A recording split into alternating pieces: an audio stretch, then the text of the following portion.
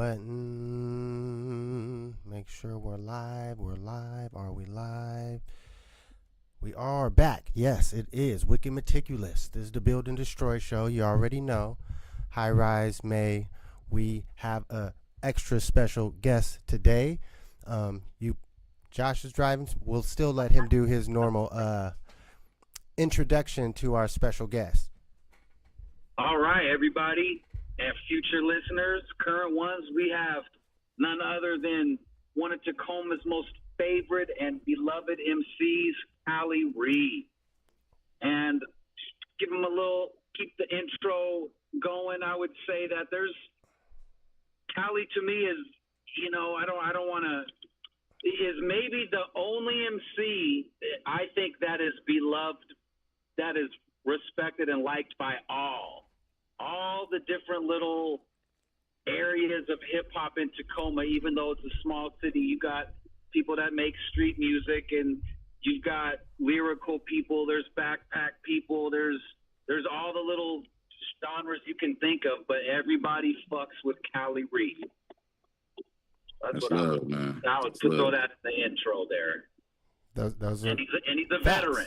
He's been doing this. Well, man, I love, bro. I appreciate that for real. Well, I'll just start it off just asking,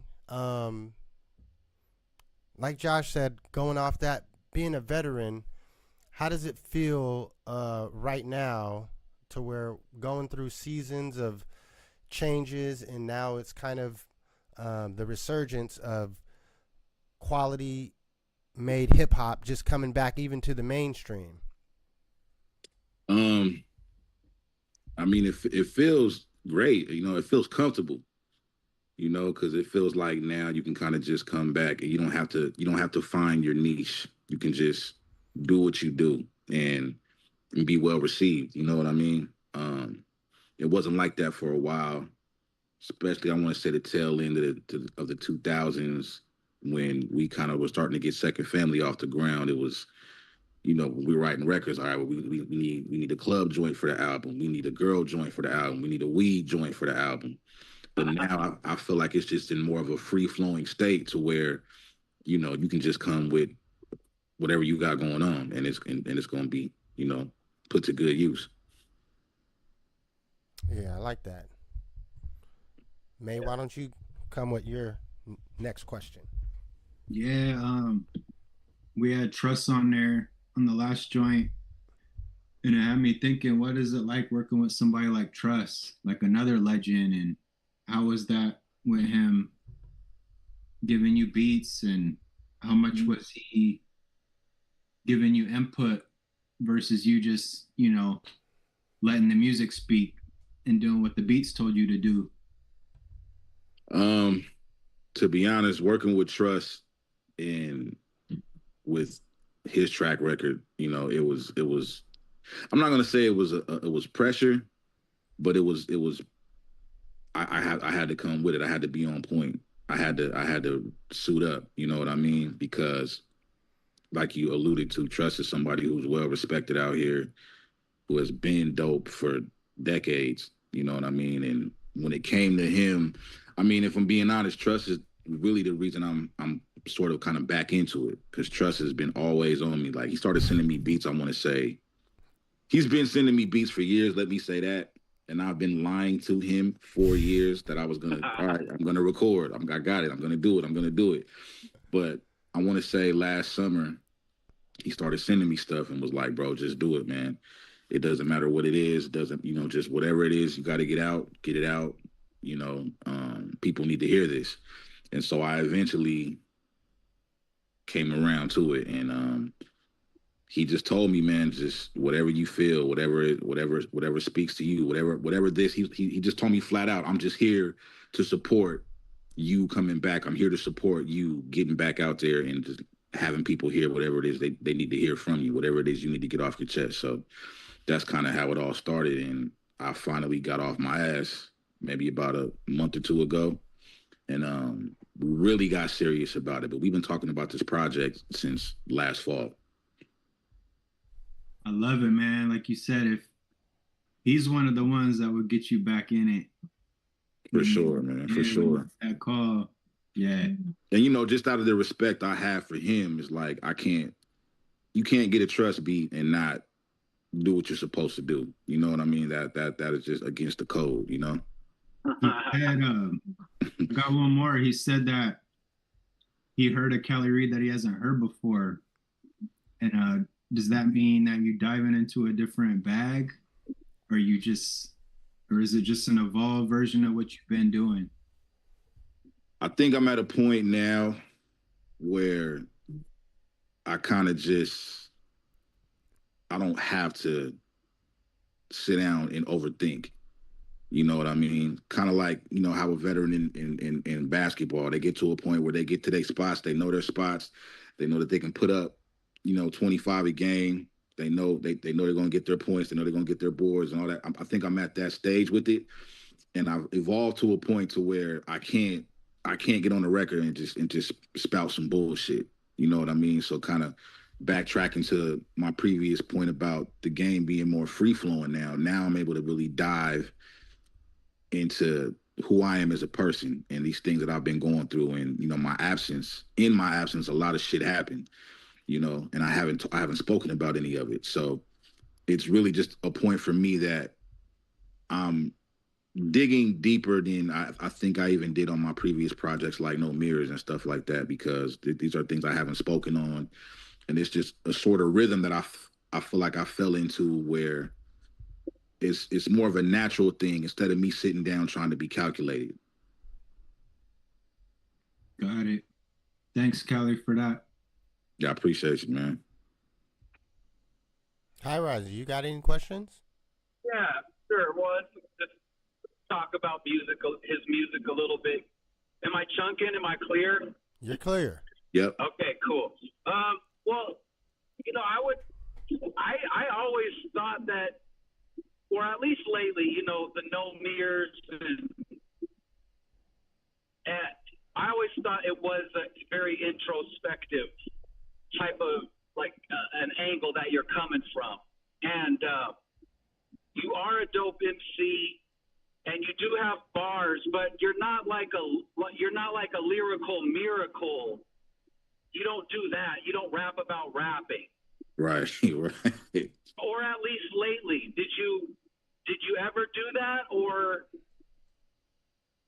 what was your topics before you hit that introspective?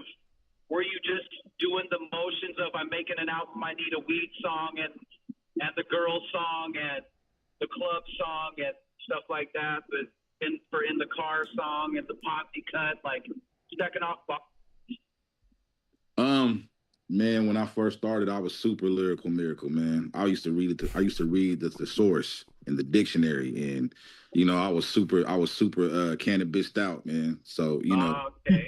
you know, I started out battling, trying to just, you know, it was the bravado. I'm gonna get on this song, I'm gonna talk about how much you suck. I'm gonna talk about my dick for about 6 bars real quick.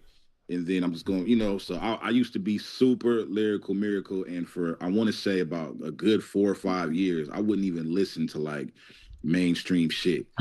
And so I want to say when I was around like 19, I finally started getting into like writing songs. And I discovered that I have like, you know, a pretty decent ability to write hooks. And I started making beats and that kind of thing. So I started getting more into song structure and stuff like that. And then that was around when, Second Family started in 2004. So I think I was 19. And we kind of got into that, okay, we're going to put together a song for the girls. We're going to do this, we're going to do that. But we had to fast forward about 5 years later to our first album. And then that's when I think I was trying to balance being lyrical with, you know, album matter. You know what I'm saying? And, you know, big shout out to you, Rod, because you are our first press coverage ever with the volcano. You know what I mean? Like, you stayed making sure that we got, you know, was showing love and stuff like that, man. So I gotta definitely give you your flowers, man. I appreciate you, brother. You know, but it was like the last Second Family album was in 2014. And I kind of just got burned out about talking about the town and repping the town and everything being about Tacoma and you come to Tacoma, these niggas will kill you, you know, that kind of shit. You know, it ran its course. And so that I think is when I hit a point to where like, all right, when I drop Call Me Cali, let me just talk my shit real quick.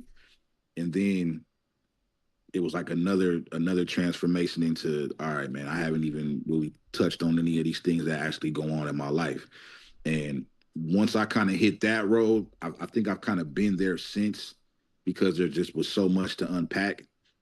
And I also started experimenting with, you know, the songwriting aspect of it, getting deeper into different genres and different styles of music and that sort of thing. And I've never really felt like I've had a like one solid just identity about who I am as an artist, because I'm so like I'm enamored by I'm inspired by a lot of different things, you know. And I've always said that as long as I can be inspired, then I'll never stop loving this shit. You know what I'm saying? And I have yet to not be inspired. So I feel like, you know, it's going to continue to be an ever changing thing. Oh yeah. Well, that Call Me Cali shit, I was bumping that. I only had 2 CDs in the 03 Ford Taurus. Oh shit! I had Call Me Cali and Don James For the Love, and somebody broke in and stole both my CDs. But I was bumping those back and forth for like, man, a whole summer until I got jacked. So that was my shit for real. Man, I'm gonna have to get you another copy, bro, for sure. So I want to ask, is there any, because in trying to find even that project, like in the digital platforms, was there something strategic about your guys' direction? I know all of these productions is 25th and 3rd. Is that your guys' own label? And, yeah. and what was the strategy behind the DSP and what's available now? I'm gonna be honest, man. There wasn't a whole lot of strategy that went into it. 25th and 3rd was like, you know, just me and my niggas, man. You know, it was a collective of Second Family and the committee, my cousins, and we was all just rocking out, man. We was about 10, 15 light-skinned niggas just traveling across the country doing shows, you know what I'm saying, packing them out and all that other kind of stuff, man. So it was a family aspect to it. And as far as, you know, the DSPs and not being on the platforms, that wasn't really strategic. That was just more of us kind of knowing that we had to get it outside. We couldn't, you know what I mean? Because the online thing, we kind of came along right when everything was transitioning into the streaming, like the infancy of it. So we knew we still had to get it outside, because, you know, the only album of ours that's on the platforms is our first album, Caskets and Funeral Homes. You know, and as much as, you know, love we got for it and things like that, man, we got our love and we got our recognition off of being outside. You know what I mean? So I think it was just kind of more of a, I guess now they would call it the old school mentality, you know? Hand-to-hand combat. Exactly. No, I love it. I always appreciated that about y'all. Sure. Well, so it sounds like you just started really on this new project. Yeah. Do you have a good solid direction on where you're going already, or you're just going with the flow and just going through the beats? And, you know, at this point, based on what you've told me and the music that I know that you make, it is a songwriting process. And I think that is a lot different approach than rappers understand. People that are just the rappers, you know, and I want to hear kind of, if you can give us some game on that, how to approach things from a songwriting aspect as opposed to just coming with bars. Well, the first thing that I learned, because I experimented with songwriting in like other areas as well, like, you know, trying to make reference songs for people and things like that. So I learned how to completely remove myself from the process. And what I mean by that is like, fuck who's gonna hear it and be like, is what's this nigga singing? Like, you know what I mean? And it took a while for me to get there, because the homies alone is just brutal. They gonna let you have it if they like. What the fuck is this milk dud shit? You know what I'm saying? Like soft ass almond milk ass shit, bro. Like you know what I mean? So it's like I had to learn how to separate myself from what I was used to as far as like how I was gonna be received, you know? And it went from that point to when I attack music now, it's really just about the feeling. You know what I mean? I've gotten to a point where the songwriting thing has become routine, so that's naturally where my mind goes when I approach something. And you know, trust is sending me stuff that's that's like some hip hop, some bap shit. You know what I mean?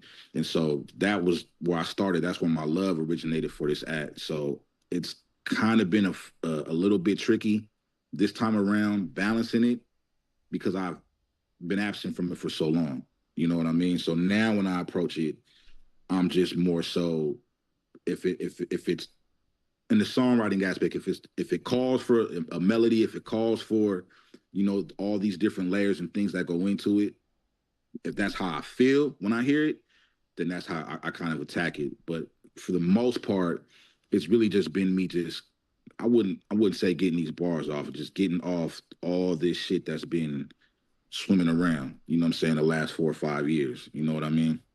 Yeah. You got any features on this joint? Or I got a two-parter. Do you got features on this next joint? And when Trust sends you these beats with these titles, how much influence does the title that he labels the beat as give you for when you're writing? Well, that's a good question. A lot. The titles influence a lot. But it's weird. It's a weird thing for me with that process too, because when I hear music, I see colors. You know what I mean? So when I hear these beats that Trust sings, like a lot of times the tone of it will set off a certain thing in my mind as far as like what shade I'm seeing, what color, and oftentimes that will determine the mood of the song. And then combine that with the title, like the titles have a lot of influence. Yeah. So, and I asked him that because I was telling him as a writer, I said, you guys don't understand. As a producer, when you guys title that beat, that actually gives us stuff to chew on. Yep. We use a lot of that. Like sometimes it becomes a chorus. Like exactly. Yeah. Okay. So because there's one beat he sent. I'm gonna just say he sent me this beat called Unforgettable, and that actually might end up being the first thing we release off of this project. But when he sent the beat and it was titled Unforgettable, I heard it, I went on there and I unloaded so much shit. You know what I'm saying? That I've been like keeping in my chest and keeping in my mind. You know what I mean? So like to that point, man, it matters so much when you hear that beat and then you see what he labeled it, and you're like, oh yeah, okay, I'm definitely going there. Yeah, I agree, man. I agree all the way. As far as features, I haven't gotten that far yet. Me, Bruce Leroy, that's my guy. So that might be one that might get solid. My cousin Xavier Lawrence, I don't know if you guys ever heard of him. If not, definitely. Beats by Zay? Beats by Zay. I don't know if did he go by that at one point? I think that's his Instagram. Yeah, Mixed by Zay. Mixed by Zay. Yeah, that's my little cousin. Okay, so yeah. he's on the project as well. But as far as right now, I think that's about. Oh, AMA. I'm tripping. My homegirl AMA. If you've never heard of her, she's dope. Okay. Dope ass music, hip hop. She raps, she sings, the whole package, man. So that's the other feature that's on there. Yes, sir. Yes, sir. I like that, a real small family circle. Definitely, man. Well, like we were saying earlier, you're always down to take hands, and you guys were outside, but to me that word, it really, to me, it means a lot of stuff, but it also means like you're an actual part of like the Tacoma hip hop community that has helped build it up, has done shows, and people, and everybody knows you, and you doing it since you were a young adult, and you've been around lots of places, done lots of different levels of shows, from the biggest stuff around here to all the underground grimy spots. So I was just wondering, if you could give us a few just random highlights and memories that like you hold dear, that have made it all worth it. There's a reason why people like us stick to it for so long. Definitely, man. I mean, I got a lot of memories at the Locks downtown. Rock and crickets, killing those shows with my guys, Island Tribe. It was always, I don't know, it always felt like a family thing, man. Whenever we came to the town and we, did some shit and we performed, and we didn't really run across too many people that, I mean, we had some situations, but we didn't run across too many people that were just like flat out haters. You know what I mean? It was always, we always led with love and respect. So I feel like, we got it back. You know what I mean? And like I said, some of those shows at the Locks were legendary, man. We had a welcome home bash. We went out to the East Coast and did some stuff out there and came home, and the welcome home bash, it was us, it was Island Tribe, it was Bars, it was Leezy. It was like a really just all-star lineup, man. And that's one of like the things that kept me going, really, was the community, the community of it all, how it felt.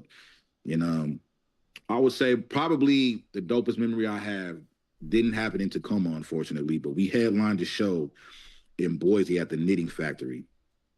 And I want to say there was about 350 people there. And this was off the first album, Caskets. And so we're on stage, and, that was like the biggest crowd I had performed in front of that was just off of our own merit. And so we get going, and we're about 2 songs in, and I'm looking around, and I see like 3 different pockets of people that I've never seen before in my life, word for word, just rocking out to our shit, man. That was like, that was about 15 years ago, and I still remember it like it was yesterday. That was the greatest feeling I think I've ever had from this hip-hop shit. That's dope. I love yours. Yeah, That's dope. That Knitting Factory is an awesome venue, and the east side of Washington, they appreciate that real. Yeah, for sure, man. It was definitely love. It was nuts. Groupie love, all the shit, bro. Well, let me ask you this. With you just getting started back in it, as you build up some momentum, can you see past this project already and any next plans? To be honest, man, no. And I say that because I want to just be able to stay in pocket, and I don't want to go back to getting overwhelmed like I used to. You know what I mean? So I think, and even Trust told me, man, just take it one song at a time. You know what I'm saying? And we'll get to where we're supposed to go. Because the game is like, shit is so different now. Like I started, recording content to like old songs and just kind of putting up videos for like a verse that's maybe a minute long. And it's the way things are now are different. So I'm officially that old head that doesn't know how to use the technology. You know what I'm saying? It's a rap, bro. It's a fucking rap. You know what I mean? So I'm trying to get acclimated to all of that while working on the project at the same time. And so I don't want to put too much on my plate because I'm not really expecting anything out of this. I'm really at the point now where I'm just doing this shit because I love this shit. It's a bad relationship. I love this bitch. This bitch don't always love me back. You know what I'm saying? But I can't leave her alone, And so I'm really just at a point to where I'm just doing this because I have to. It's like it's in my DNA. I don't have a choice at this point. I'm being moved around involuntarily. You know what I mean? Now, let me give you a second question. Well, two-parter. All You right. mentioned that you producing kind of helped you get some songwriting focus. Do you still produce and make beats? Are we gonna see any of that?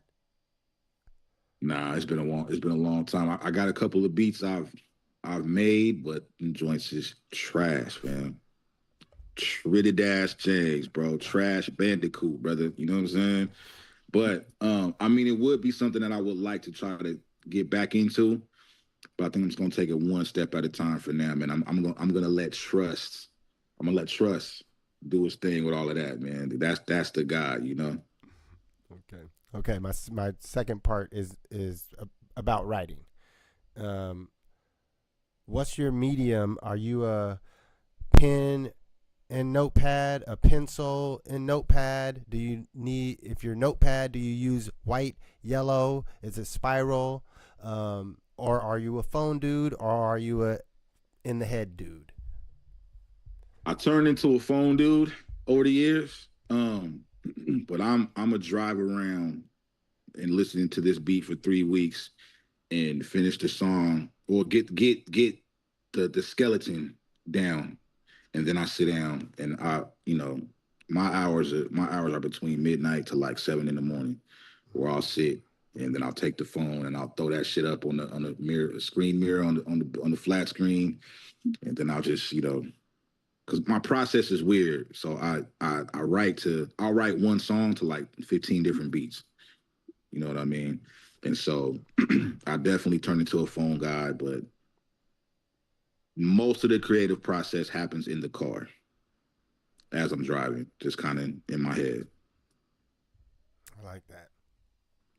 Man, it's on So you. you like to write? You write a song to a beat, but then you will take that song and format it, formulate it, tweak it, change it, match it to another beat until you kind of felt like you actually found the right fit. Well, it's more of I've had this beat on repeat for 3 hours. My ears need a break to something else, and so I'll search and I'll search and I'll find something else that matches the mood, and then I'll find something else that matches, but all different tempos, type of shit. So I'm kind of like bouncing everywhere around, but I'll always come back to the original beat and stack everything in order. You know what I mean? So it's like a way of practicing for you almost to get ready to go back to that, to nail it on that first one. Right. And I mean, I feel like personally it's that because I've been doing that since I was a kid. So I feel like that process has kind of helped me be a little bit more universal when it comes to like how I attack different beats and different styles of beats and things like that. I feel like it always kind of helped. That makes sense. That's cool. I've never heard of anyone doing it quite exactly like that. Yeah, man, I get boop, you know what I mean? Well, that's cool.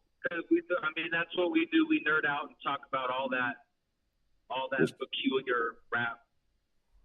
Yeah, for sure, man, for sure. And hearing different MCs' processes is always dope, bro, because it gives you a little insight into your own, you know? It does. Yeah, I don't want to talk about my writing process. I'm just getting back going, man. These guys know, man. It could take me so long to get something together, and now I'm just getting some juices back flowing, and I don't want to jinx nothing, so I can't. I'm not even gonna speak on it. Yeah, no, I hear that, man. I hear that. Yo, Callie, do you feel the recalibration in the air? I feel like ever since Kenny came out and did his thing, I kept saying like, yo, I feel like the pendulum's moving back to where it used to be. Do you feel like we're at that place now where stuff like the stuff that we do is actually going to be popping now, and that you're actually popping out in the best time where it's going to be appreciated?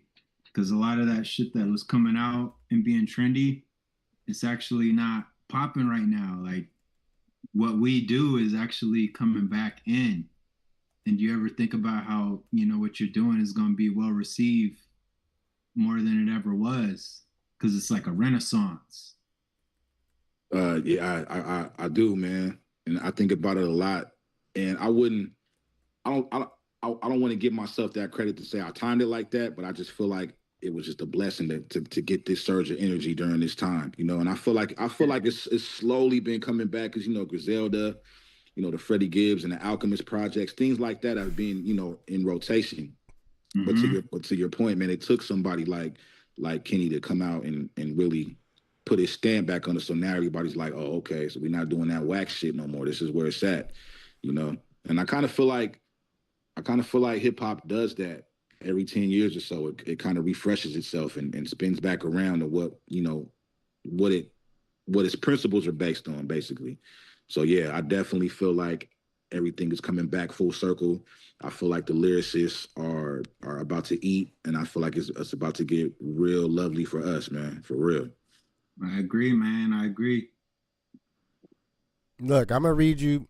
I'm gonna read you the our High Rises message back when I ask for topics for today.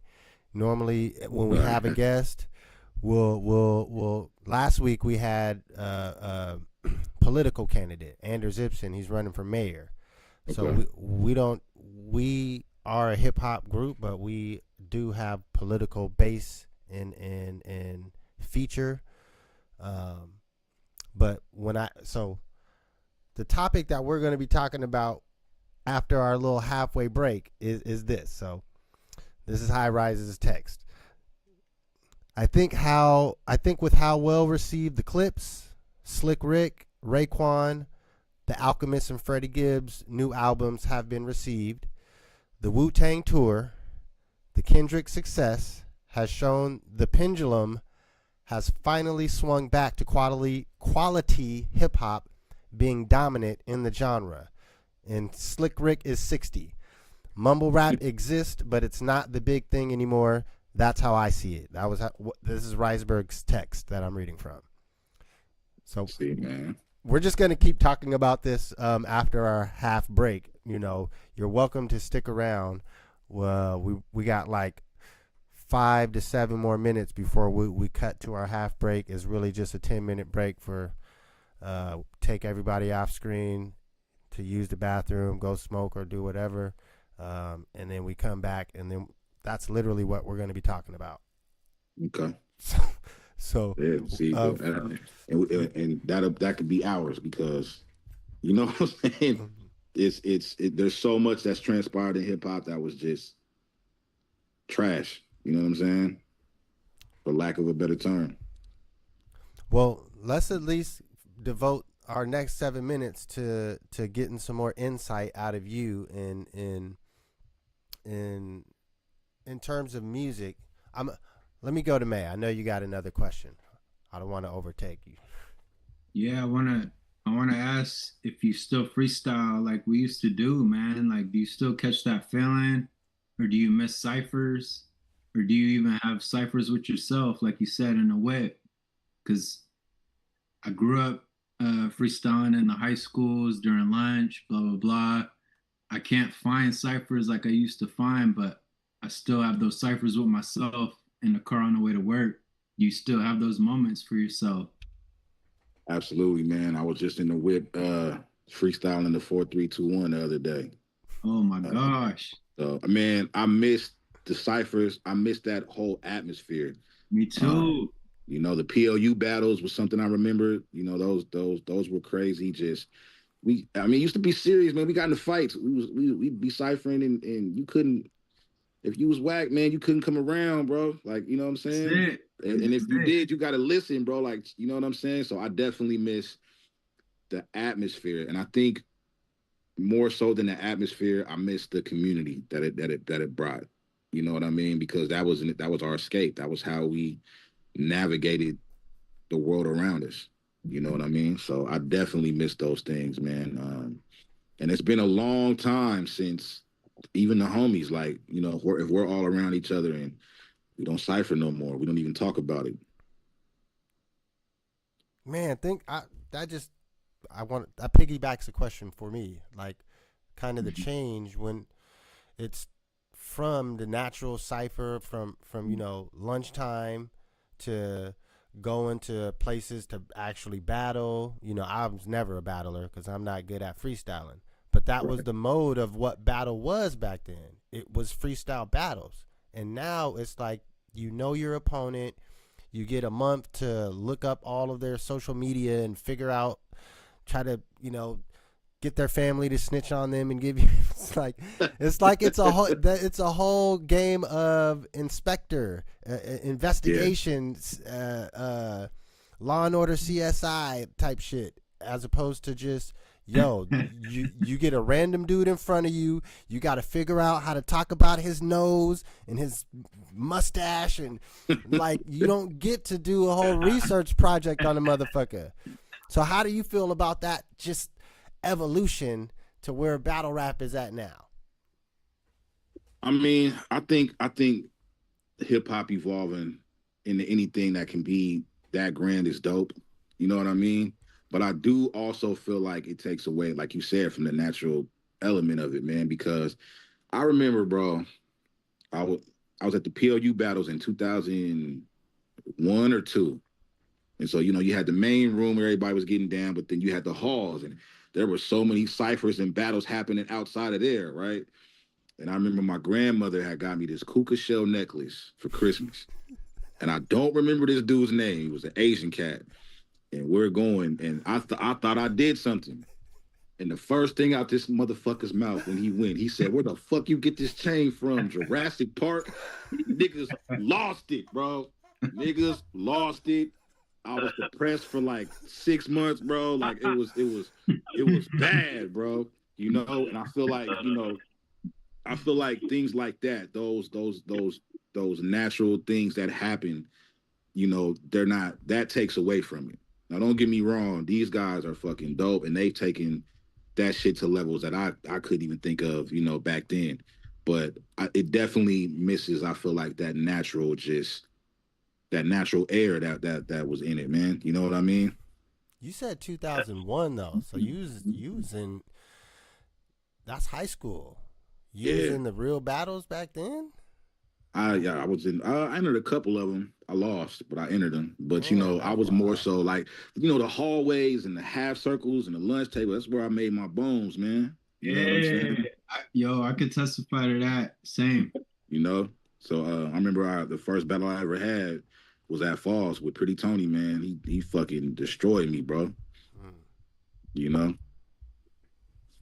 it's crazy, man. That was what, 24 years ago, and I still remember that motherfucker talking about my goddamn kuka shell necklace. So it's like, traumatizing, bro. It was traumatizing. But those are good memories. It's yeah. And, I mean, yeah. Sometimes being funny is more valuable than skill. So everyone in a battle, it might be the funniest thing that said that is remembered as opposed to whatever just is in the pocket the most, perhaps. If you can master both, you will probably. There you go. You got it. Then you're a real MC. Yeah, I got 2 boys, man. Like some days when they fighting, I remember years ago, I was like, "Yo, you guys should just battle rap each other. Like, say what you're trying to say, and use your words." Because every time it got physical, I was like, "Yo, try to use your words." And I was just trying to preserve that culture of, you don't always got to box. Like sometimes use your words. And that was some of the funniest shit of my life, watching my 2 sons battle each other. Yeah, I can imagine, man. I used to chew my son when he was in the womb, bro. I used to be nose to nose. Coming out. Yeah, man. It comes out. And like you said, there's resolve. You get to dap it up, and you live another day, man. Yeah, for real. Sometimes it might be like, nigga go to like, man, fuck you, man. Every now and again, Yeah. But the emotions and everything that came with it, man. It's how much it's how much I see people love this shit. And then, back to the original point of the the wave of, quality music coming back, it just goes to show how much people still really love genuine hip hop. Well, shit. It looks like Riceberg made it home. But you're on mute or something. We can't hear you. Well, at this point, do you have anything that you specifically want to say? I mean, our audience is small at this point, but there is a couple people that's tuned in, and just let people know, like, Cali Reed is back. Yeah, I mean, I'm just get ready to hear about all the fucked up shit that's been going on in my life. It's been a theme, but I had to remember to come back to it. I had to remember that that's what this is for. You know what I mean? So that's where I'm at with it. So I'm back, but I ain't on the bullshit this time. You know what I'm saying? I ain't gonna be dragging my dick every 3 seconds. Well, look, man. Honestly, like Josh, touched on it, but I'll reiterate. You are an important figure in. I don't.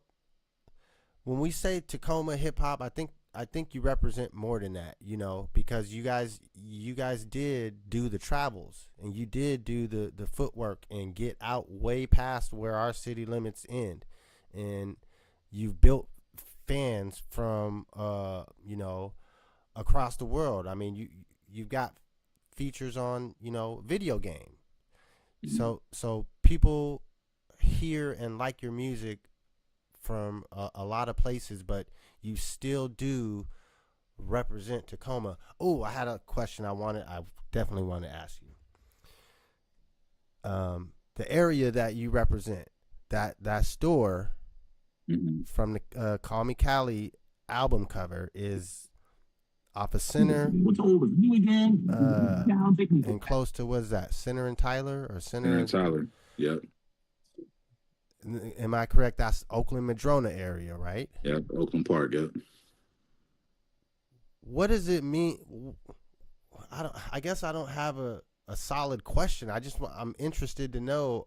I don't know anyone actually ever representing that neighborhood, and you're the top dog at this point of representing that neighborhood. What does it mean? What is that neighborhood like? What are its characteristics? Really, man, it was just where everything happened when I was, the 90s. It was a lot of bullshit going on over there. A lot of drugs, a lot of this, a lot of that. But really, it was just that's just where life happened for me. That was if something is a soundtrack for your life, that's the scenery, for where everything was happening for me when I was young, when I was a teenager. You know what I mean? And even into like early adulthood, it's just something that meant something to us because it was really all we had as far as an identity. That this is where we grew up, this is where we're from, this is where we're at all the time, this is where we had our first fights, this is where we, had a lot of firsts. You know what I mean? So that corner store is really just the landmark that we all remember, being at that park and everything that happened, everything that transpired there. And if we're up there just kicking it, whether we're hooping or whatever it is that's going on, man, you know what I mean? That store was like the centerpiece for us, and really it's just back then it was a magical place for me, man. You know what I mean? And that's why it meant so much to me. Yeah, well, it definitely, you represent for the neighborhood well. I don't think anyone would be mad if you had to pick one representative. Yeah. If I had to pick a representative for the Hilltop, it wouldn't be a rapper. Right. like, like it would be, you know, some community member. It would be Larry Norman, you know, it's, somebody like that. But, you know, well, look, we're going to go into our halftime break. We would love if you want to stick around and chop it up. Like, literally, I read you what we're going to be talking about, but really this is the allotment of time. We try to make sure we respect all the guest time. We're at 45 minutes live. So you can stay if you like, but you are totally free to go. We appreciate. We'll send you the link so you can listen to the show and share it here in a sec. And I just have one last funny question. Does anybody ever, you know, sometimes Tacoma's kind of frozen in time in a way. Does anybody ever roll up to you and call you your first name? Elementos. When was the last time that happened? Man, nobody calls me that. And it's funny because we were talking about this the other day with my cousin. I didn't even change my name till like 2012, and it didn't stick till I want to say like 13. But the only people that call me that are like family. You know what I mean? Yeah. There are people right now, like women, who think my real name is Callie. So. Look, man, that was part of that project, man. That intro, that, man. That's, like I said, man. I cruised around bumping that shit so much. That was my shit. If I had $1 for every time someone thought it was hilarious to call me California Reed, I'd have a house on the water, bro. You know, but man, I would love to stick around. I actually got to make a couple of runs though, man. But I really appreciate y'all, man. And I can't say it enough, man. Rise, you've been the guy. You've always been showing love for well over a decade now, man. So I definitely appreciate you. Wicked, you know, we go back to elementary. You know what I'm saying? So hey, I appreciate you, man. Intelligence. Look, you talking about reading the dictionary and thesaurus. That's where we both match up at or meet up at. We come from just a brain activity that, you know, some people don't understand, but it allows us to see the world in a different way than most people.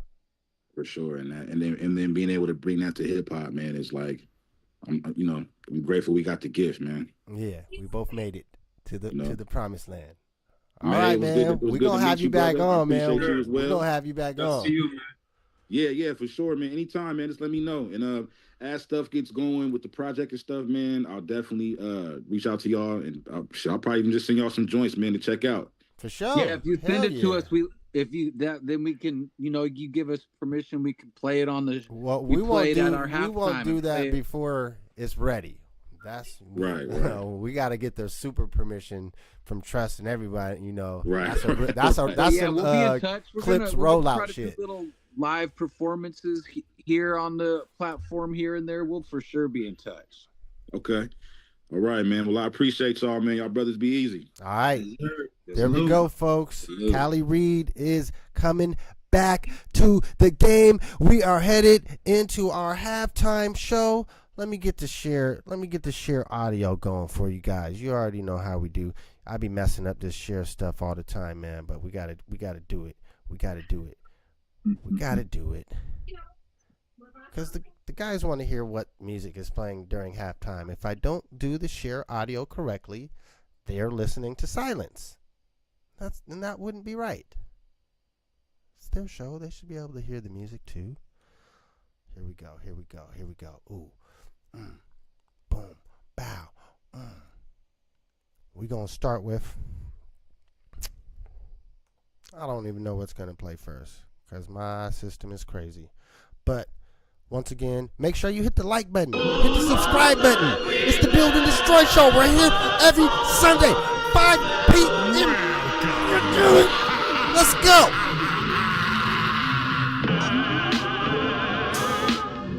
Hennessy and exotics, cannabis, you feel me? Sponsored, Build and Destroy, we make noise. All praise is due, we the gods. We made it through cause we beat the odds. All praise is due, we the gods. All praise is due, we the gods. All praise is due, we the gods. We made it through cause we beat the odds.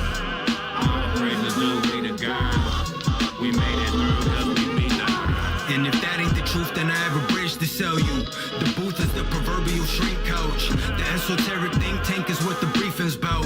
I'm as deep as the frequencies that the speakers vouch. In the event that the brainstorm receives the drought, regulate your hormones before you leave the house.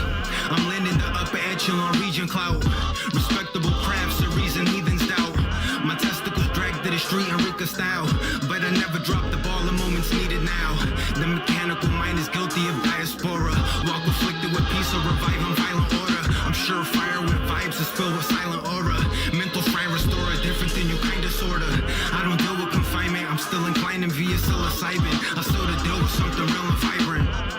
We made it through cause we beat the odds. All praises due we the gods. All praises due we the gods. We made it through cause we beat the odds.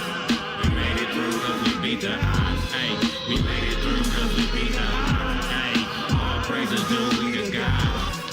All praises due we the gods. My mind at ease cause I move with the cheese. Sitting with my belly full and people ain't pleased. They gazed when they placed me in the maze. Mad cause I came out the rat race unfazed. They want me dazed and confused, weak and abused, making up excuses why I always lose. Dad wasn't here, so this is my fear. I'm a failure like him, pass it all through all these years. Nah, here's the thing, I'm a king, you ain't stopping. Keep it moving, A-wall, get it popping. Gatekeeper, jaw dropping, I'm never flopping. You damn right, this nigga outsmart them. All praises due, cause we made it through. As the saying goes, mama ain't raised no fool to show what I'm made of. I'm anxious, flexing on the agents in the matrix. They hate this. All praises due we the gods. We made it through cause we beat the odds. All praises due we the gods. All praises due we the gods. All praises due we the gods. We made it through cause we beat the odds. All praises due we the gods. We made it through cause we beat the odds. We made it through cause we beat the odds. All praises due we the gods. All praises due we the gods. We made it through cause we beat the odds. Isis Diamond on the end of that one. What we got next, huh? What's up next, huh? May signing in like Man. that. Mayor High Rise. Okay, let's go. The first sip can thirst quench. Oh, it's made me. Fortified minerals before he dies. Land pestering on unplanned equestrian, that's temperament. Hesitant for days of pestilence. Bulk food stored the way I chose to. Persuaded by primal instincts to cope through. The thoughts published I do not find rubbish. Produce hip hop for others to find substance. Hovering over moments of sheer discovery. Social peers adjust to the function of the heat. Permit travel merely came from gumption to speak. Arrangements appear courtesy of nothing you've seen. Frank and informative at the bank with a mortgage slip. Check the debt ratios, proportionate fit. The days grow colder than corporate grips. Now question, what's a sword to a fish, huh? I'd like to know if you ever loved somebody that didn't love you. Well, if you have, you know all your friends will get behind your back and talk about you. They'll say, look at him, he ain't nothing but an old fool. But I won't. Took the orange pill with the past blue ribbon. Being poor means no assets accruing interest. Invent some intellectual property, then bench press the chip on your shoulder and pop you. In simplest terms possible. Dream huge, you gon' do everything that they thought you couldn't. These rules is meant to be broken. Like 3 bulls in a glass house with doors that don't open. Potion potent, step on it quotient. Rewind the cassette tape and record over it. Stuff tissue in the 2 bottom openings. Put the plug halfway in and use the headphones to spit. Now we on some shit, ain't close to sustainable though. Music's like cocaine in the know. It's a hell of a drug, inhale it and smile. If that's the heads of a coin, tails is a frown. Sometimes it can be light as a feather, floating through time, hearing words that are so divine. Hit me so hard in my mind, feeling like it's all inside. Felt so hard, sent chills through spines. Sometimes it can be heavy, Feeling deadly, words that reach me. words that reach me coming steady. When all else seems to have let me down, I turn my music on and let it resound. I'm reminded that I'm not alone, that words were given whether from here or at home or some other person's time zone. A gift received through my ears, my drug of choice appears. The cadence coming seeks only for my ears, and when I offer up is shared. Lift me up, let me go, this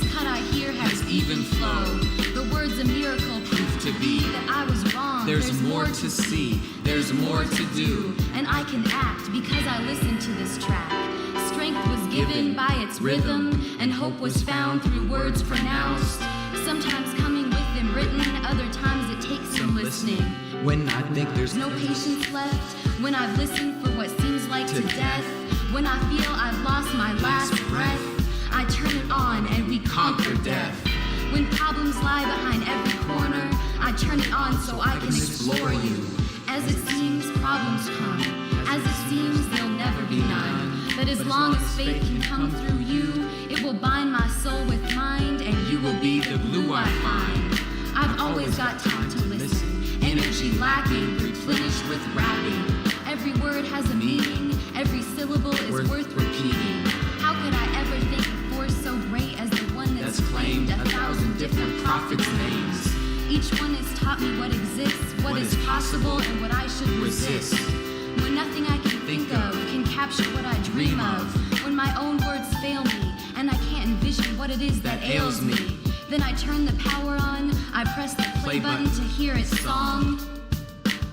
Something amazing comes through the speakers, holier than any prayer I've heard, wiser than any professor's word.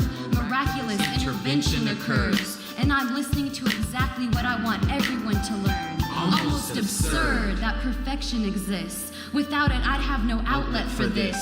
Salvation abounds in words that compound. Everything I was seeking is found. The chorus comes and I'm thanking everything that has sent me these righteous blessings. How could anyone live without? How could anyone even doubt that these are true to what is right? That beauty comes through these MCs' plight, from knowledge that they've acquired, through no help of teachers inspired.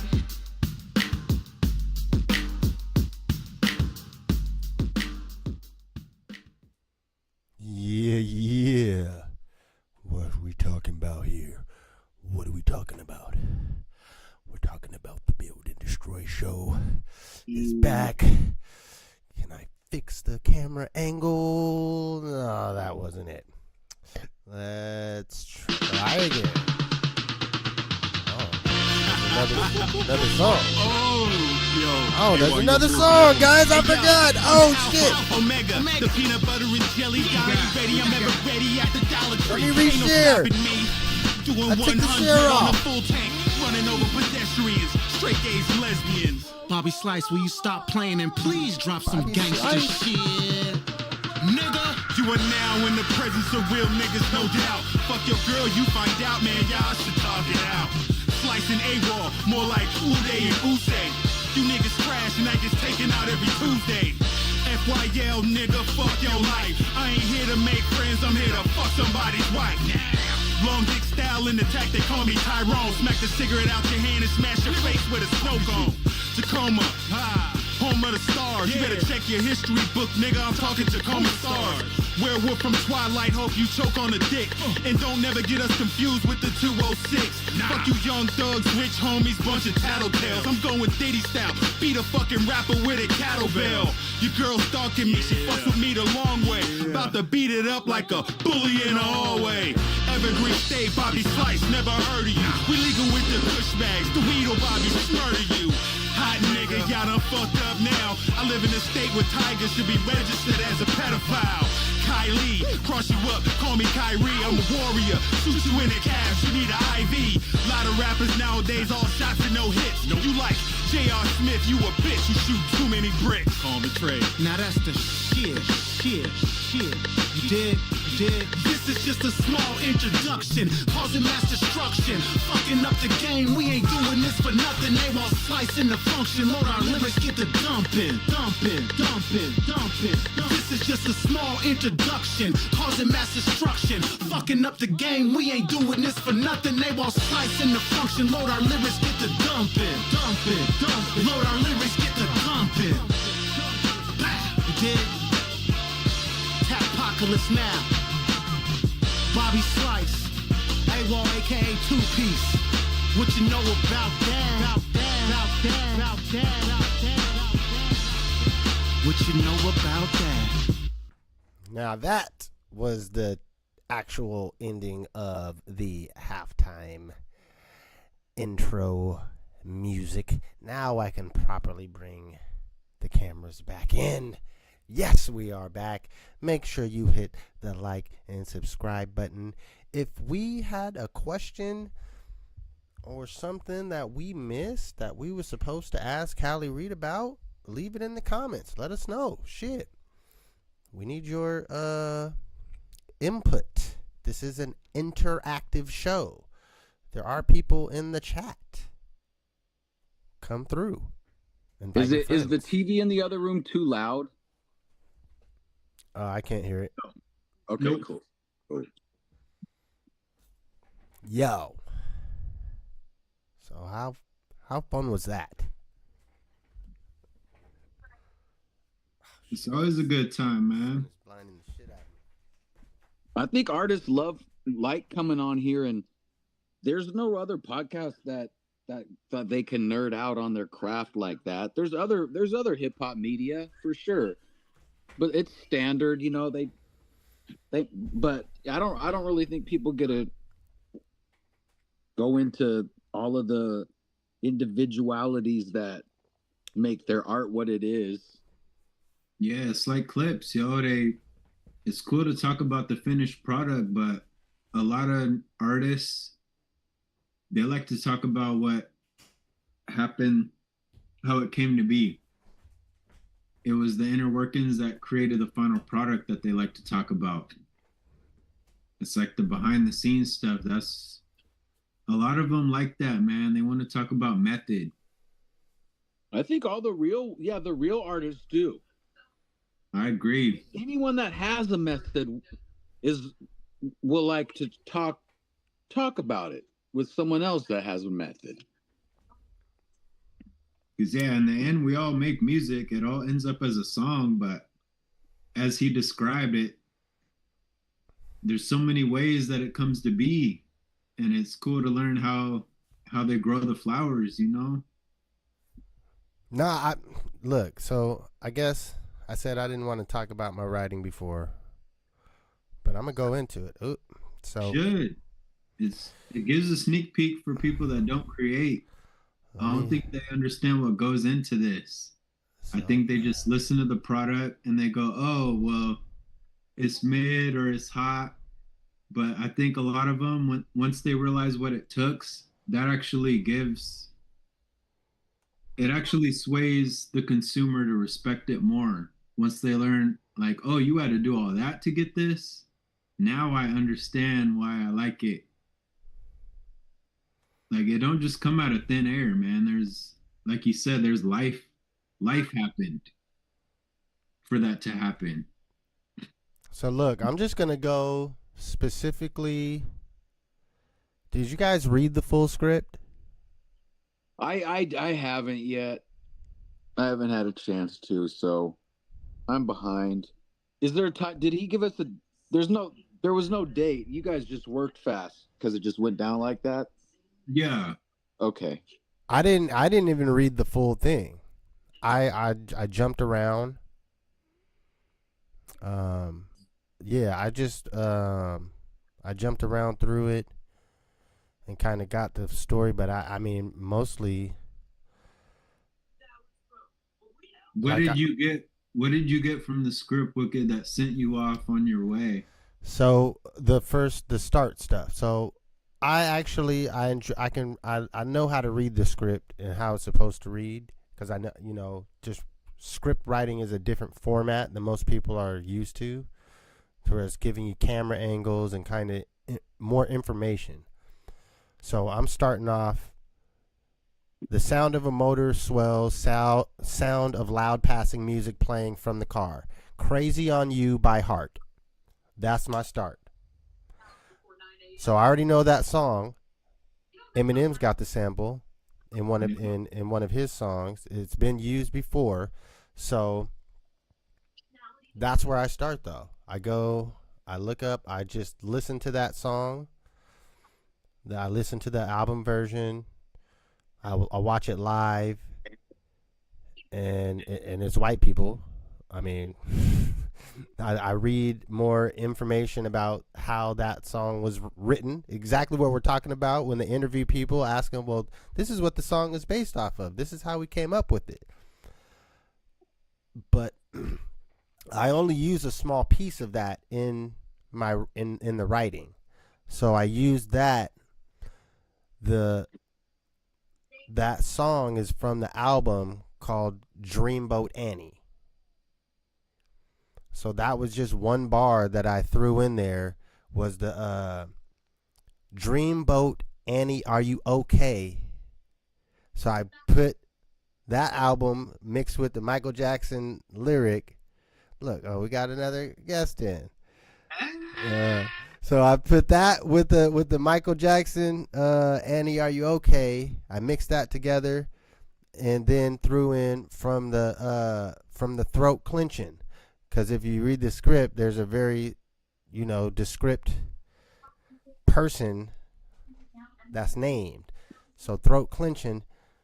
I mean, and then I go into so sinister, because that's now we're going from the theme from a person, the sinister person that might be throat clenching in the Pacific Northwest. So that's how I start, but that was at the end of the script. So if you think about it, I jumped around, but the very beginning, before there's any dialogue, it gives the music. I start from that, and I get all the way to the end where it mentions Gary Ridgway. I can just say it, the Green River Strangler. So that's strangling, throat clenching. Annie, are you okay? Dreamboat Annie, are you okay? From the throat clench. Like, if I didn't break this down, it wouldn't make sense. But that was the writing process of me. I'm not just going, and they gave us prompts. They wanted it to have some type of homage or something about Tacoma. I didn't get to that part yet. I started from the script, and I was like, I want to understand this script, the way that they're explaining, they're rolling out an album based on a short film. So I want to understand the film and the concept of that first. I'm always looking from an aspect of, I want my song. This is my only feature. It's not like I'm going to get on a bunch of more songs. So I want this song to be the song that is the movie song. Yeah. So that's where I'm coming from the aspect. That's how I internalize it too. Like, I read the script and I was like, yo, I just want to write it like if he met me at the gas station and he's like, yo, I'm new here. Who are you? And like, what's your story? I just wanted to give him like a quick wrap up, like, yo, this is what it's like out here, and this is why I am how I am. So look, we got Cam, our man on the street. He's out here. He's out here at some type of water event. Yeah, maybe we should let Cam give us some play-by-play. He's muted. Yeah. Cam, you gotta unmute. He's got to unmute himself. I can't unmute him for him. Yeah. You muted up, dog. Yo, what up, y'all? Yeah. Yo, where are you at first and foremost? What's going on? Give us the 360. I can't flip it. I'm at Wabato Hills Park, not Wabato Lake, Wabato Hills Park. And we're doing the water fight in the park. We did this in 6 days. The bounce house, we had a bounce house. We're wrapping up. It ended at 6. So, like, you guys were just seeing the end of the last water fight. We get these, here, let me see if I can flip it. We had a bounce house. We had a nacho bar. We had dogs and ribs. So we take these buckets. We got more of them. I don't know where the hell they went. We got like 5, 6 of them. We put them in the back of the truck. We go over here to this house. And then these are all we fill with balloons. There's like 5, 6 bins. We put the kids on the wall. The adults go over here. And then we fucking go crazy. Wow. Then we got these big ass guns. We'd be filling them up with a cold ass ice water, and then just serving up motherfuckers. Don't do it, dog. Don't do it. And so the adults just be getting each other all throughout the day. I've been here since 10, 11. Yeah. But we're doing the next one August 24th. It'll be here. We're gonna have 3 different DJs. There'll be 3 different bounce houses. There'll be an adult water slide. There's gonna be a catfish and a cook-off. Yeah, it's gonna be popping. It's like a the 24th of August. Yeah, it really is, bro. And it's like hella love too. We got like a little bit of food. It's all Chris Crazy, man. Well, Yeah, Chris Crazy and Babe Boo. I was cooking on this mug. Let's see. Hold up. I was cooking on this mug for like 3 hours. We had the nacho bar. We had a bounce house right here. We had like, Babe Boo brought the bounce house. We had Eddie Cunningham bring the nacho bar, the generator. There's a little splash park over here too. Hustle Ed. Shout out to Bathroom. Hustle Ed. Yeah. Telling you, man, it's the move. So that's the day after the Hilltop Street Fair, y'all. So the 24th, that's going to be a Sunday, August 24th. You said it starts at 11? No, it starts at noon. It'll be noon to 6. Noon to 6. Noon to 6, Sunday, August 24th. But if you want to pull up early and help out, that's always appreciated. It was just me and Chris setting up today. Well, I know, like we got the street fair the day before that. So yeah, I'll be up there too. I'll be up there for that too. But yeah, the 24th is gonna be a big one. We got Chef fucking Boinky, I think is what his name is. He's gonna be up here with this barbecue that's on his truck, doing catfish and all kinds of other shit. Chef Boinky. So, yeah, Boinky. Yeah, I think it's Boinky. I'm pretty sure. He was at the catfish cookout that Chris did last on the hill. Yo, I love me some Oh catfish. yeah, we've been out here. Yo, my boy Leonard was in the catfish cookout, and that fool made me like asparagus. So I was like, well, if he made me like asparagus, I'll definitely like some catfish. His shit was so good. Ooh. Leonard Jones. My fam, he's in the band Goodie Bag. He's the leader of it. okay. That's a cooking ass name. If that's your Leonard first Jones. name. Yeah, you can play every Cook some instrument. He can fucking sing. He can chicken. cook his ass off too. Yeah. I'd be sharing his posts. He'd be doing catering and stuff. Look at this right here. Oh my God, you guys gotta see this. Look at this little cooter. Look at her. Yo, shouts to Cam. Cam be on his. Look at her best life, dog. Shouts to Cam. Yeah, Cam is, living her best life. Cam Yeah, I is just on wanted to pop in. journalism, yo. I didn't have my phone on me because I was in the water battles. I'm soaked right now. I can show you. Look. You're like Hunter T, man. My phone was soaked. Look at my ID. Look, if you look at my car, all my IDs and everything is all laid out. My social security card, clothes is laid out. So when you guys sent me the invite, I was mid battle. I'm drenched. That's a good way to dry it because the car gets hella hot. Yeah. Smart. Yeah, I almost put it on the windshield, but that'll work. It's not helping my shorts at all. Though. It will. The sun. My shorts are hella. My shorts are still hella. Look, and then I just missed it. Yo, They just squirted them up. Cam, whether you know it or not, you're a Gonzo right now. Like you're a Hunter S. Thompson. And he's got no shorts on. What up? What up? What up? Salute. Yo, yeah. So, man, pull up to the next one if you guys can. I know it's a busy weekend for y'all, but well, it's on the schedule now. Yeah. I mean, do the show live from here. Yeah, it's on the schedule now. So I mean that we'll have to plan and plot it out. Yeah. Thank you, bro. I can't like this right now. Yep. Thank you. I appreciate you guys always inviting me. Hell yeah, you're a Dude, fucking pop-in reporter. Like at any time that you just pop, when I see, oh shit, he just popped in. Let me pull him on because you're out somewhere doing something that we need to know about, and just help promoting those events. Yeah. Let's see the next one, the trash talk, gonna be at Nate's. I think it's the 13th. That's not a barbecue, obviously. It's a comedy thing, but they got Chris hosted. They got comedians that pull up. Their audience writes anything they want on pieces of paper. They pull it out of a little trash can, and the comedians got to talk about it. Oh, it's pretty funny. Trash talk. That's funny. Yeah, it's free too. So it'll be on. That's cool.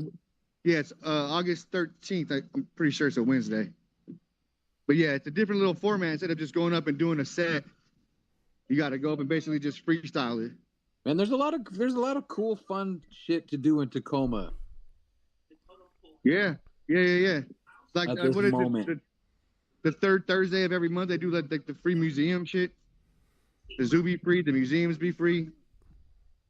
Fuck all of that. They've been doing that. We got some cool ass shit going on. Yeah, we just gotta get our hip hop shit on, man. Like that's all that matters. They almost got your boy. I don't know what I did to my shit. I don't know what happened to my screen. Oh, there we go. All right, man. Well, we about to get into our, last couple topics. All right, let me hop off here because I can't really hear so good. I'm just gonna fuck you guys shit up. So let me hop off. Hey, man, we love you. We love you, man. Appreciate you. We'll see you next time you pop in unexpectedly. Yes, sir. Love y'all. Hey, be safe. Oh, sure. I don't know what it is. I feel Later, like y'all. Peace. Yo, don't let me get caught up. Yo, I'm convinced now. If your name's Cameron, you're just Gonzo. That is Gonzo journalism to the fullest. Come on, man. He's the man on the street giving us the shit, straight from the community event. Kids is out there having fun. He's Hunter T right now to me, man. He's just immersed in the story, and I love it. Hey, well, guess what, guys? What's that? I actually did some of the homework for our topic today. Oh my gosh, what you got, man? What you got? I don't have a lot, but I didn't listen to the whole Slick Rick. I did at least watch his video with Nas. Did you play Public Enemy? I didn't. That's the one that I missed. I missed a couple. I mentioned that one too. I forgot to mention that. Yeah, Flavor Flav is 66, if I remember. He's the oldest MC that I've ever heard in my life at this point. That's crazy. And you said this one he's spitting more than he's ever done? No, he's rapping. Like, yeah. I didn't listen to the album front to back, but I probably listened to like 4 songs, and I think Flav had 2 verses in every single one of them or something. Yeah, he might. As of now, he might be the oldest MC that I've ever heard in my life. So I gotta give him that. Going in. Hey, man, that's dope. Oh, and I didn't listen to the whole Freddie Gibbs and Alchemist, but I did watch one visualizer. Freddie Gibbs is a person. He's one of the guys that, there's a few, like I talked about Jim Jones. Like I don't care for their music. Like I don't like it. And he's a guy that maybe I didn't give him an honest chance. Like that's what I'm going to make sure I listen to the full album this time because of just the one song in the video that like it was a good song and he had bars. Like again, I don't listen to a lot of just straight rappity rap. I like to hear good songs. I like to hear a mixture. And I felt like I gave him a raw deal based on that song. Like I need to definitely go back and revisit Freddie Gibbs and check him out a little bit more because the song I heard was good. Yeah. So off the song you heard, you mean you liked it? You want to listen to more? Yeah. But until you heard that song, you hadn't heard anything that totally grabbed you. Exactly. Yeah, that's fair. I think that I for some reason there's something about Freddie Gibbs that I don't love. I don't dislike him or anything, but there's nothing he does that's out of extraordinary to me, and I think it's he's kind of like one of those artists where it's like people like the person and what he represents more because like he does make good music, but it's not like I don't hear too much that's rewind worthy. The stuff I like the most, it's because he was rapping on a Mad Lib beat. I just wanted to hear the Mad Lib beat again or something. But like, I think how Gibbs is a street dude or has street rap topics, but he occupies sort of the underground rap scene.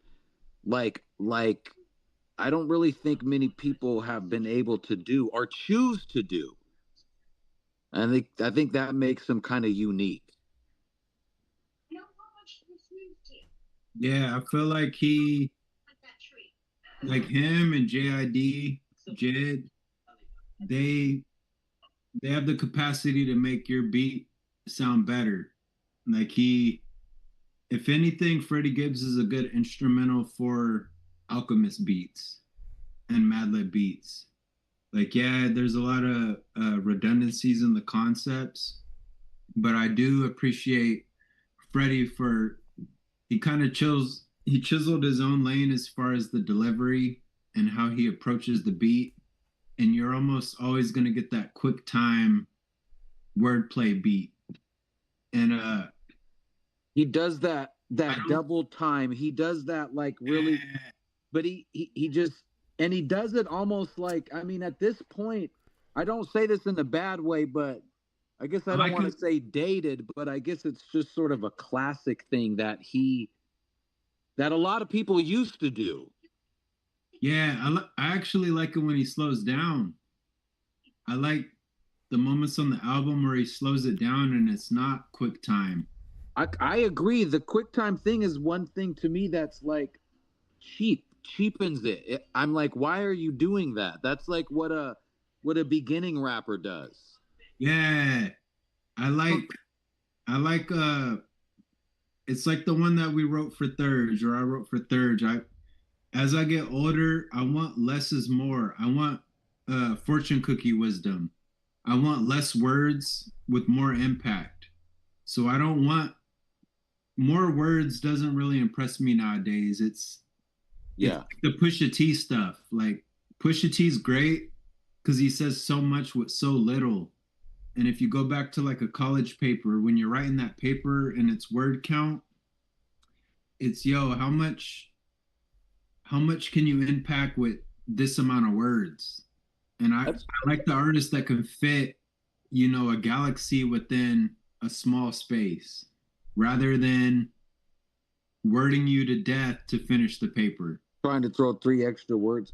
I agree. Yeah. I think that's why Freddie's, what I'm trying to say is I think he's more popular because of who he is, not actually because of the skill behind the rap. And I don't want people to think I'm saying he's whack or whatever, but he does do this thing we're talking about that, I mean, I personally don't like, but you don't seem to hear people complaining about it. Nah. But to me, I almost can't get over it. I haven't heard enough to give the opinion on this joint. Where I don't place him in, I mean, I'll listen to the new Freddie Gibbs album because I'm trying to hear Alchemist, but he's not somebody I name that is like a top for me. And I swear it's just because of that thing. Yeah, I haven't listened to enough of his stuff to really have an argument in this one. But there was a couple other joints and folks. You said the Wu-Tang tour. Shoot, I don't have the list right in front of me. You mentioned the clips though. Who else was in there? Raekwon. Like Josh said, I can't love Freddie all the way because he had beef with Doom, and I don't tolerate that. He said there's no tolerating. Yeah, he's like, yo, I don't fuck Doom's music. And once he said that, I was like, yo, you lost me. Because again, it goes back to the content of the words. Doom could use 50 words to your 500 words, and he could say a lot more. So there's something about that fortune cookie style where. To me, when I hear somebody doing that thing where they have to say just part of their sentence all fast and dumb like that, I just immediately think like, oh, you haven't figured out how to say it cool yet. Yeah, I feel that. You rushed yourself. You're not ready. That rhyme ain't ready. It might be worth saying, but you haven't figured out how to drop it yet. I feel that.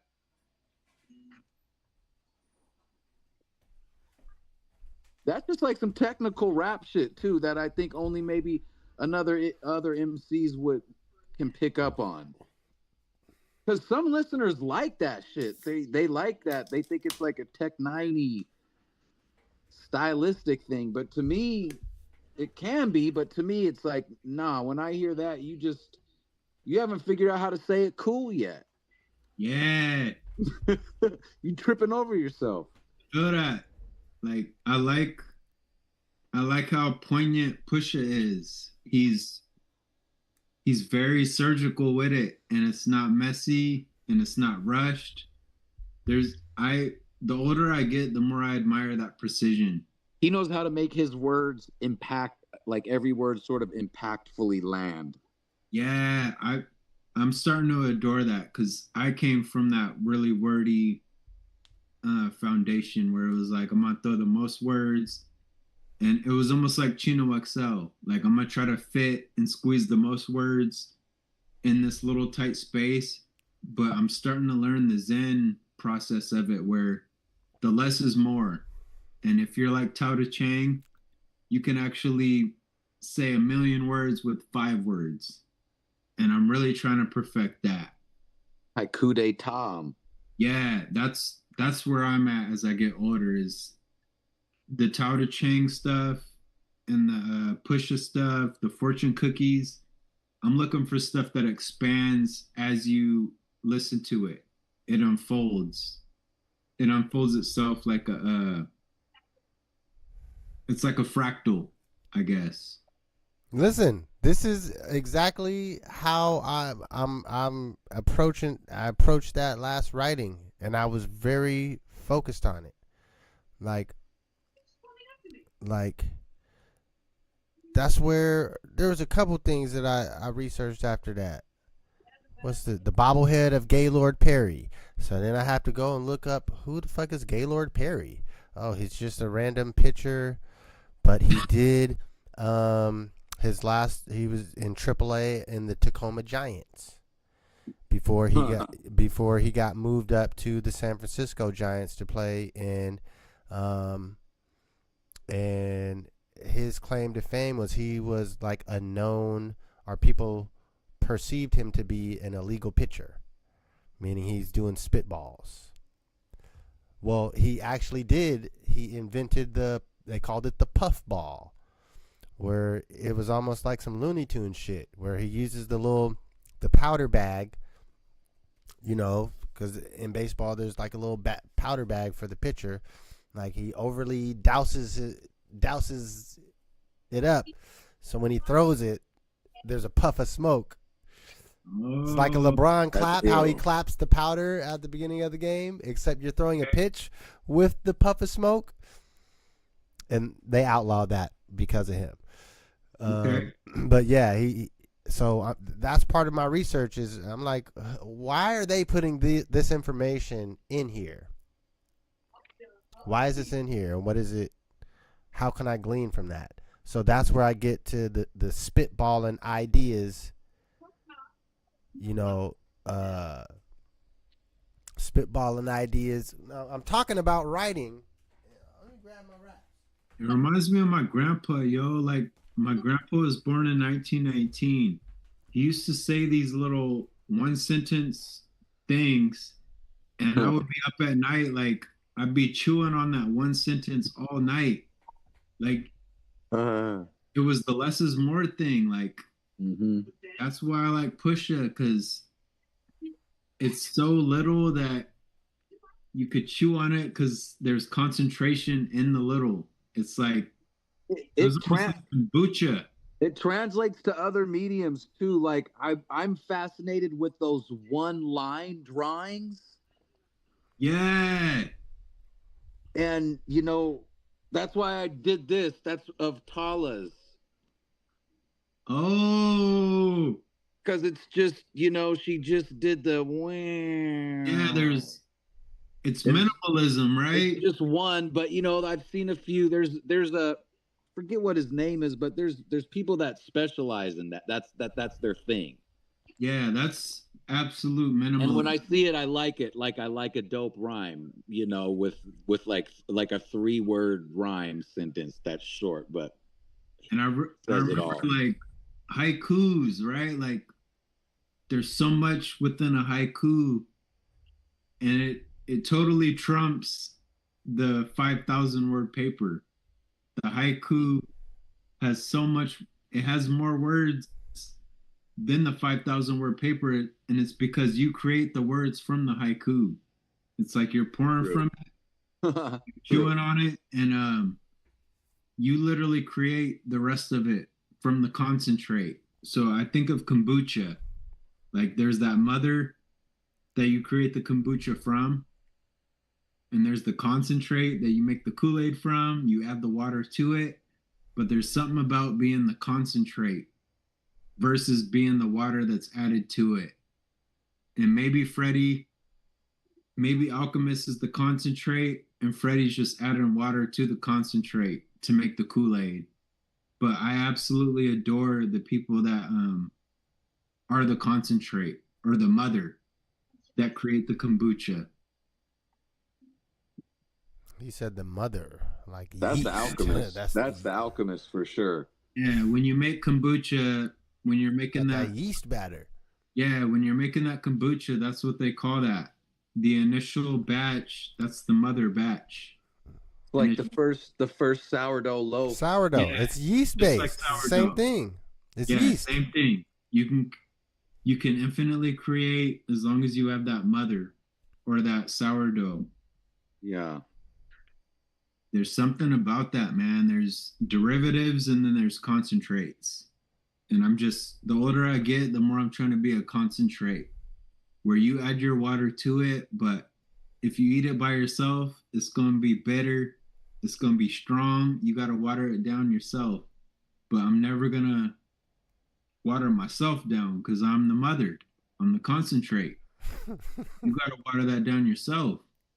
You got to add the sugar and all that. But I'm never not coming full force.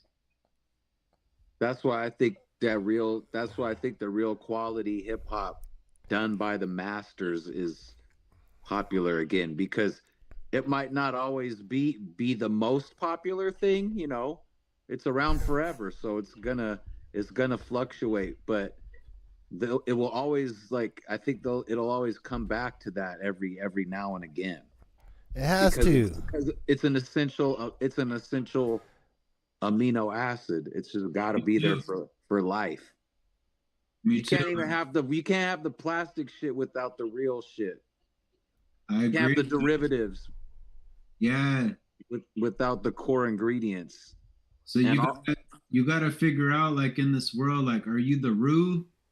Or are you the ingredients to add to the roux? Like, I want to be the roux. And sometimes, and sometimes kids love, sometimes little plastic toys get popular because they're easy and they're colorful and they're fun and they're fast and they're cheap, and you can get a bunch of them and you can break them and you can get it again and it doesn't matter. And if it breaks, you don't really love it, so you don't get sad. It's just a temporary fix, and there's a little time and place for that. But it's not a classic toy, and it never will be. That's consumerism. We need to just get away from that altogether. And kids will always want to play like hide and seek, no matter what. And you know, no matter what little fidgety thing there is. So I think that's why the real hip hop is it's just back on that, because it can't ever really leave. Like it's like milk and dairy and vegetables and fruit and eggs in the grocery store. It's like chicken stock. It's chicken stock. Like, do you want to be the bones and the gristle, or do you want to be what's added to the stock after the stock is boiled down? Yeah, I like that. It is chicken stock. I like that. Yeah, like, you want to be the roux. If you want to be the true and living, you got to be the roux. It don't matter how you add. Everybody has millions of styles of gumbo, but it all starts with that roux. And that's why I love the Slick Ricks and the Nas's and the Public Enemies. Like, they're the roux that we add the water to make the gumbo. but that roux, you cannot make gumbo without that roux. And that roux requires a certain amount of discipline. You cannot step away when you're making that roux. That butter and that flour, when you're mixing that up in the pot, you can't stand away from it, otherwise it'll burn, and then you got to start over. So anybody that's in the industry that I hold up, they're literally tending to the roux, man, and all we do is add ingredients to that. And I hope one day I'll be that roux. Fantastic. How do we get there? What's our final end quote?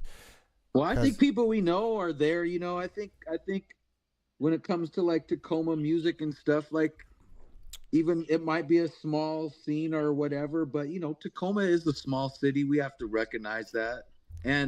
But it doesn't mean that there's not legacy artists. And I think Callie Reed is like a legacy artist for Tacoma. He can go away for 10 years. He can come back and drop an album, and people that listen to hip hop are gonna care and they're gonna want to listen to it. And to me, that's everything. Like when May gives someone props and is just like that's enough. Like achieving that is platinum. But and you know, I think so. I just wanted to say it like that, I guess. I was saying, how do we get there? We get there by not watering ourselves down. We're the concentrate. Like I said, we're the Kool-Aid, and everybody gets to add their sugar and water later. But as long as we continue to be the concentrate of the city and the concentrate of the arts, people can make whatever they want from that. But it always starts from these fundamental ingredients at the beginning. There's additives, and then there's the concentrate. And just keep doing real shit, and even if it means stuff like this, like shining the light on other people. I mean, like Callie being appreciative for just me writing about him. I mean, that I'll take that. That's good enough for me. I'll sleep happy hearing that. Yeah. And so I like that. I just think we just keep doing Wicked. You just keep doing what you're doing, and it adds up, dude. It adds up, and it turns into a career that people respect. And there's no way of telling when that will happen. It's an invisible line. And it might not even be a line. It might be like a big wide thing that you slowly cross. But like you get there with the work. I promise. Hey, well, here's the thing. I'm not asking for me. I'm asking for a friend. I've got my trajectory locked in. You know, I'm not really, you know, I'm just glad right now. Like you said, just the whole general vibe is turning back to non-mumble, just super non-conceptual. Just, you know, it really is turning back to something for. You use the term repetitive consumption. To play something back a second time right now is like you have to earn that, which back in the day, like you would listen to a song more than once, even if it was bad. Like you would just, well, maybe it depends on how bad it was, but if it's on the album, you're gonna give the album 2 good throughs before you figure out which songs you want to just skip. And nowadays, everyone starts off with the skip mode, ready to skip before giving it the full good through. And I'll admit, you know, I've been that's my admission to Freddie Gibbs. Somehow I had skipped him along. I gave it at least a 1 song listen this time, and you know, maybe I need to go back and listen more. And yeah, they're doing that to Tyler the Creator. Even though Tyler made a really bouncy album, there was a piece that he wrote for that album that the concept of his essay was bigger than the piece of music that he released. All he's trying to say is, yo, get off your phone, have fun. When you guys go to a show, you're as much as part of the show as the performer is. When I show up as a performer, I expect you to give me the energy and then I send it back. So somebody like Tyler, whether you like the album or not, it's a testament for people to get outside of your insecurities, put the phones away, stop recording, stop judging, just have fun in the moment. So I don't hate Tyler's new album because I understand what he's trying to do. He's trying to sway the younger generation to stop bringing their damn phones to these concerts and just waiting for a moment to critique. It's like, it does get ridiculous when you're in a fun. concert after a while, and like there's that moment. At least I have at least 2 or 3 moments in a concert where I look around and you see like 80-90% of the people looking at it through their phone. Yeah. And you're just, and it, I mean, you know, I don't let it bother me. It's not like I stop and say something, but I feel it on the inside. I'm just like, it looks weird. It's an uneasy observation that you got to sit with, even for just a split second, to see the human experiencing this thing through. They're take it down. Like, let the sun hit your face. Let the sun hit your face. My thing is roll the window down. Yeah. My thing is if home dude next to you is recording it, you don't have to, because he's getting that same shot that you're getting on the internet somewhere. Yeah. So it's like, yeah, like there's 50,000 people recording the same thing. So yo, as long as there's one person recording it, you could put your phone away because they're getting the same footage that you're gonna get. Look, So I'm gonna give you two sides to this. Because number one, I agree with you guys as a performer. And as an audience member, when I watch shows, I'm watching them. There might be a few moments where I take out my phone to record a certain thing, but as the performer, I also want to have the shit recorded. Like, you as the performer have to tell the audience, look, I'm recording this professionally. Yeah. So you don't have to record it with your phone to show people that you were here. Just come and take pictures with me afterwards. Yeah. Like, you're that all proves you're here.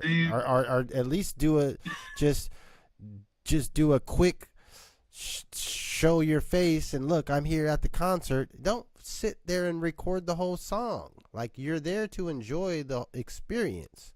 That's it. You don't got to worry about recording because home dude next to you got the same video that you got. That's the only part that I don't like, because I did what you said, May, and I was like, oh, he's already recording it, and I tried to go and look. So I can't remember what show I was at where I tried to look for some footage. It was a show that we had performed at, but I assumed that someone was, recording it. I mean, I seen people in the crowd with their phones recording us, but I couldn't find the crowd view. I want to say it was shoot, I can't remember what. It's almost like a weird reaction. Like, instead of people just really rocking out like they used to at a show, or dancing or losing themselves, they're just like, oh, I feel this. I'm gonna record it. And they don't even be posting it, man. People be having shit in their phone from and they're shows. recording the whole damn set, the whole 2-hour set, and all they're doing is gonna make a freaking 20-second reel out of it anyway. Yeah. But don't even be doing that. Besides, to all the other dope artists we were talking about nationally that are doing it lately, I have noticed it makes me, like, even on the inside, just feel like kind of more pride in being a hip hop person again, a fan, a participant, a member. To just someone asks, what do you do, and you could tell them that you like, that you're that you love hip hop, and it means all the stuff we were just talking about, as opposed to like, honestly, a few years ago, what did it mean? You know, like that you liked Lil Sky or Lil Pump, or like it was almost something that I've kept to myself. Yeah, you don't want to tell people you listen to hip hop because they're Damn, gonna it's associate embarrassing. Like, they're gonna it's like, associate you to listen to the the bottom of the barrel. young it's the youth. What's popular with the youth is normally the most popular across all channels and mainstream. And now I think that was kind of the crux of the situation we're at, is the most popular music right now as far as hip hop goes is not the youth stuff. Like we didn't even have it on the agenda, but the Double XL freshman cipher, like this is being widely mocked across the internet from all social media. Like there's only 2 or 3 folks, and Rayvon represent. He represented. There was a girl that represented. I can't remember her name, but I mean this has been widely shown across the internet of the youth have very little in the terms of what we've got going on. The real hip hop essentials, I'll call it, the elements. Their vibe chasing, their vibe songing. Yeah. You know, Yeah. we're talking about rap lyrics, we're talking about hip hop songwriting. When you get to Cali Reed, he's talking about knowing how to write a hook. That's even if you wrote the hook for Mary J. Blige to sing on your song, or whether you wrote it or not, it's still on a hip hop song, and it things are turning back around to where I think even the youth themselves are like, we don't like our own music. we gotta go back to listen to the old school. It's only just such a part of it, and they were relying on that so much, and that's something that you catch. That's what it is. You catch a wave, catch a vibe. When it's devoid of an actual skill or a technique. Yeah, it's fleeting. Which I think in the end is, but just I'm gonna go, because I've been gone with the hoops and I'm back at the crib and stuff. But I was gonna just say we're at the end anyway. Okay, on the people were, Slick Rick, like he's so unique sounding and looking, and that it's just like AI could never come up with that creation of what he is and what he sounds like. I just think he's a black British rapper. Yeah, with the elegant and the just how he just, and that voice is so nuts, it's so unique. There is only one Slick Rick. The moment you hear that, it can only be him. And and the fact that he's 60 and he's doing it, and he's doing it, and it's fast, and it's like up tempo, and I just really think it's also just a kick in the ass for AI. I just don't think that can be replicated, and that's just one of the endless examples of humanity just coming through. All right, I like that. That. Well, hey, with that, we can, I guess, close out our show. Maid, would you like to end us off for today? Yeah, man. Eat your vitamins and drink your water.